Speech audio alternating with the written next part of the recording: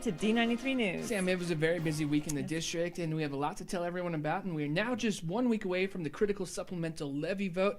Early voting is happening right now at the elections office. You can find more information about this by visiting d93schools.org. Our top story this week comes from the Board of Trustees. The board has called 2 community meetings to discuss ways for handling the large amount of growth that is happening and is expected for the district in the future. We feel that getting this public input will make it more possible for us to know what the community would have us do. This is a communities district. It's not just a district for the school board. It's not just for the people who attend, but it's for the entire community.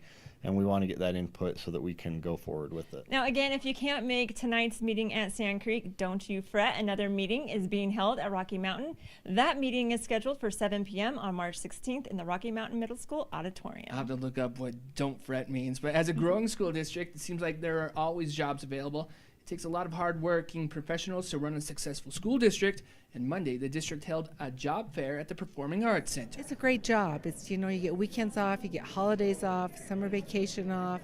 You get to make a difference in kids' lives, and we put people behind the wheel all the time that come back and says, I love these kids. I never thought that would happen to me, but I love these kids. So.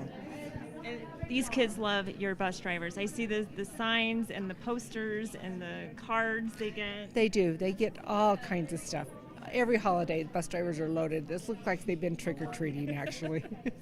You can find a complete list of available jobs by visiting d93jobs.com. Now, one of our great teachers was recently honored during the teacher feature on KLCE 97. Mrs. Walling is a second grade teacher at Iona, and her principal says she is very deserving of this honor. She's only a second-year teacher, but she is just phenomenal. She cares so much about her students, and she always puts them first. It's not a surprise to me that her one or more of her students nominated her for this award with KLCE.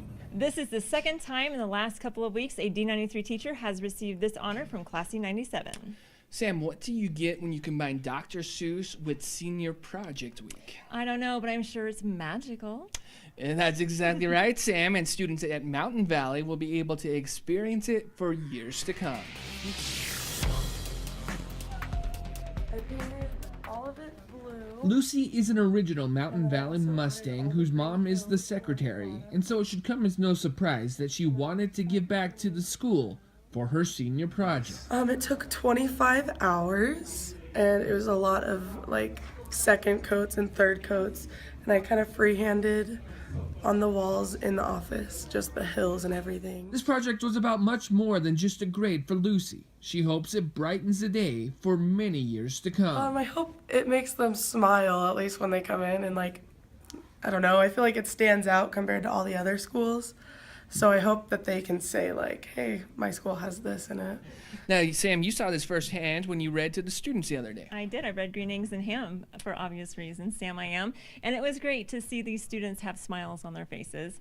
Now, from senior projects to science projects, Cloverdale held its annual science fair in the commons at the school. This is a great opportunity for the students to learn about topics like fuel efficiency, volcanoes, elephant toothpaste, and much, much more. Now you're listening to a traditional Native American dance. This was part of the Idaho Day celebration at Rimrock on Friday. Schools throughout the district participated in this great Idaho tradition. Now, speaking of traditions, March Madness is one of my favorite traditions. The Bonneville Bees were able to participate in the high school version of this during their recent trip to the Treasure Valley.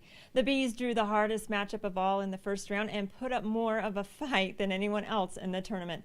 In the end, the Bees were one of just 2 5A teams to leave the Treasure Valley with a win. I was proud of our kids. After that lull, I thought we did that second half. We were right even with them, and they did that. It just that one little lull, I think, really hurt us. Now, speaking of winning, that's something that the Nightline knows a lot about, Sam. That's right. Nightline went to nationals this weekend and came back with the first place in kick routine, third place dance routine, the prop silver trophy, which is similar to a second place and military routine silver trophy. National champs, state tournament trophies, amazing senior projects. There are certainly a lot of things to be proud about right now in D93. That's right. Now that's going to do it here for us. We'll see you next week for a special supplemental levy edition of D93 News. Thanks for watching.